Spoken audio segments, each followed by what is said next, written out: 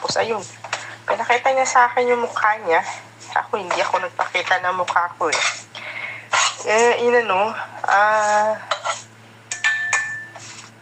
Ano din siya, nung mula umami na siya.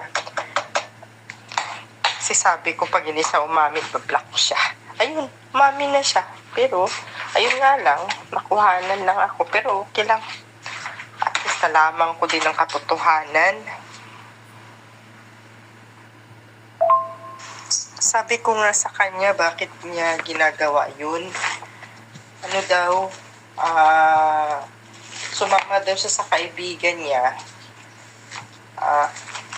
Naghanap daw siya ng trabaho. Taga-probinsya siya eh. Ngayon, pumunta daw siya sa city. Naghanap ng trabaho, sumama daw sa kaibigan niya. Kaya yun, yun ang pinagawa sa kanyang trabaho sa loob. Marami pa na sila nun eh. Ngayon, ayun sila.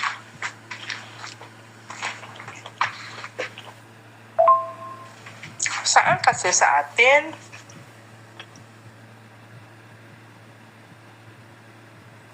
Ayan guys, ito yung kachat niya.